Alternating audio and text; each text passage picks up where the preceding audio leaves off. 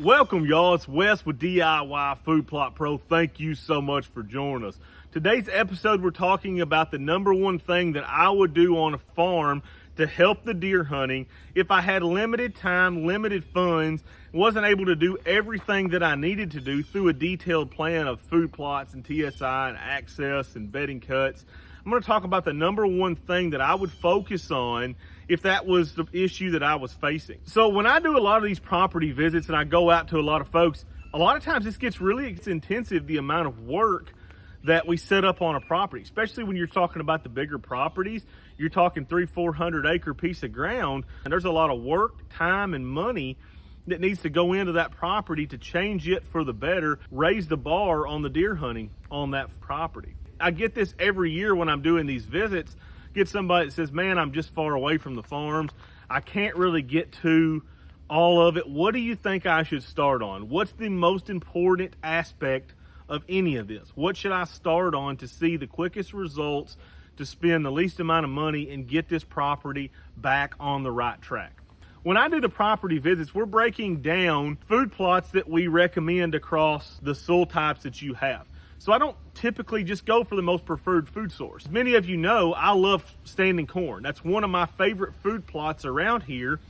But I also fully realize that in a lot of parts of the world, standing corn is not a reality. The average temperature in the summer is too high, and the rainfall amount is too low to be successful in raising that plot. Or when I first get the green light on a property, I'm looking at the weather conditions. I'm looking at the climate. I'm looking at the annual rainfall, and then I'm pulling the soil data.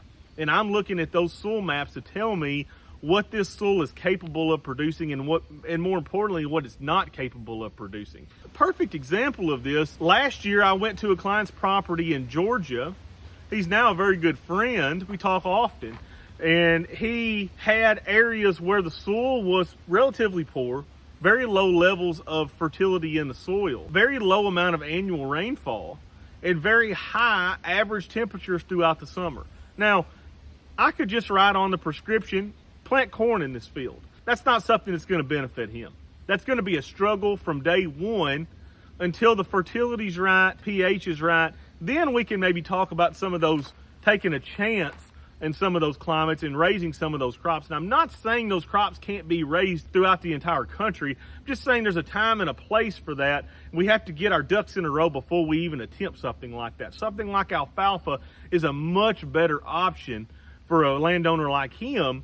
We can get our P and our K up, and we've got a plot that can produce for 9-10 months out of the year in their climate. So something that's much better for his area than what might be better in my area. I love food plots, and I plant them on every farm that I've got. And whether that's standing corn, standing beans, alfalfa, clovers, brassicas, winter wheat, oats, you name it, and we planted it on the farm. But that's not the first thing that I would look at. I think a wiser choice is to focus on other things that can immediately hold those mature whitetails on the property. And what is that? That's going to be those bedding cuts. That's going to start with the habitat. The thing I love about the habitat is most areas throughout the country, food is not the limiting factor. Now, I am not saying that we should not plant food on the properties. I 100% think that we should. On every property that I've consulted on, food has been a part of that program. But the number one thing that I would look at if I had limited time, limited resources, limited energy to implement on a property is to get the woody browse, is to get the cover by doing the bedding cuts. That's the number one thing that I would look at. Because it's super easy.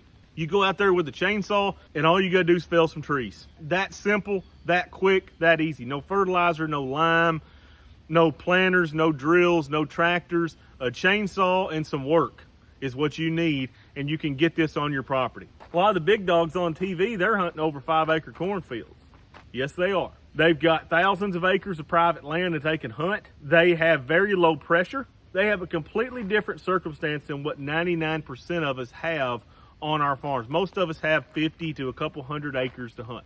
We can't go in there and dedicate a 5-acre field to a corn food plot and that be the only stand that we hunt. We're going to put too much pressure on the deer trying to hunt that way. We're not going to get to hunt very often. We don't have the winds for it, right? A lot of us want to hunt more, not less. And these bedding cuts give us multiple stand locations for multiple wind directions, right? So we can go in and we can cut these on the south side, right? Give us a good wind to hunt these. We can go on the north side. We got a good wind to hunt those, right? We can do the same thing on the east and the west. We can do a lot of these bedding cuts throughout the property and get more stand locations than adding 1 5-acre field of standing corn or alfalfa or soybeans or whatever it may be in the property, and just having that and basically around that to hunt. Now, I'm not saying those places can't be dynamite. We hunt a ton of them on the outfitter, but we also have a little different circumstance as we don't do any hunting, period, in September or October. Zero. So when my clients show up in November, these stands are 100% completely fresh. They've never been hunted in this year.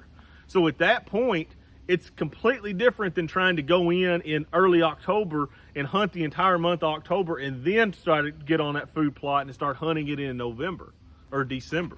Those bedding cuts are the most beneficial thing that we can add to whitetails. Whitetails want to eat woody browse. That's what they are wired to eat, right? We all see these bucks that are in these national forests, right?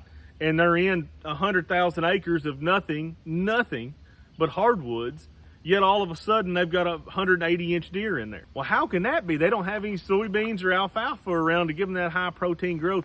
They eat woody browse. And I think as hunters, when we see deer eating, or I think a lot of hunters see deer eating woody browse and they think, man, they don't have nothing to eat. Poor deer are starving. They're eating twigs.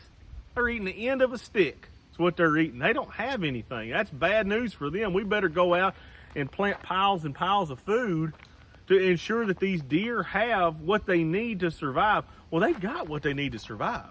God gave them the ability to digest, to eat the woody browse, and to really do it very efficiently. When it gets right down to it, that's about the most digestible food source that a whitetail has is woody browse. But it's something that is a huge limiting factor, not only in my area, but across the country. Very few farms I go to, I visit, that I do consultations on, do I say, man, hey, you don't need any habitat improvement. This is just fine and dandy. You've got piles and piles of woody browse. Woody browse is absolutely key in holding and harvesting mature whitetails. You can do these bedding cuts fairly quick. They don't take all that much time, especially when you get into a lot of that bigger timber. You'd be shocked in some of those bigger timber situations how few of trees are needed to be felled to get that sunlight to hit the ground to explode that growth off the forest floor. Nothing else is needed. No disc, no fertilizer, no lime, no nothing like that. Go out there and you set these properties up to where you can hunt that. Now that's a whole nother deal right there, is to set these habitat projects up, these bedding area cuts, to where you can access them and you can hunt them without boogering those deer. That's a whole nother video for a whole nother day. But when you set these things up, it makes a natural corridor for these whitetails to use, especially during the pre-rut and the rut. When during the rut, you will see these bucks travel from one doe bedding area, one habitat area that we made, to the next, to the next, to the next. Why are they doing that? They're checking for hot does. They're trying to find those hot does. That's why on these areas, on those type of areas, late October, early November, before the rut gets going, those can be prime spots to sit to harvest mature whitetails over, because those bucks are on their feet and they're actively looking for that first hot doe. Where are they going to look for it at? They're going to look for it out in the middle of that cornfield? No. They are looking for it in bedding areas where they still have cover, but yet they can cruise the downwind side and smell that entire bedding area and know, hey, that doe's in heat. I just found my first doe of the year, headed in. Or nope, there's no does in heat in here, I'm on to the next one. That's the most efficient and easiest way that whitetail can travel and find does, is go to the bedding areas. And if you have all these doe bedding areas, these bedding cuts on your property, it just makes an absolute magnet for these deer to be, not only during the rut, they're gonna be there most of the fall and winter months as well. That's when that woody browse is the most important.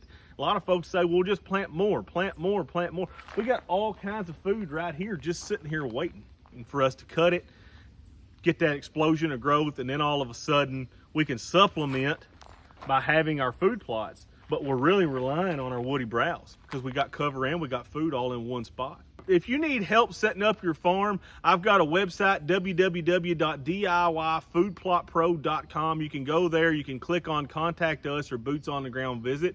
It'll send me an email letting me know that you are interested in that. I will get back to you immediately. I will come out to your farm in the wintertime. I'll walk it with you. You can show me whatever you would like, and we will set this property up with food plots. We'll set it up with bedding cuts. We'll set it up with your access. So if that's something that interests you, you can go to www.diyfoodplotpro.com, click on Contact Us or Boots on the Ground Visit. Thank you guys so much for watching. I really appreciate it. Y'all smash that like and subscribe button.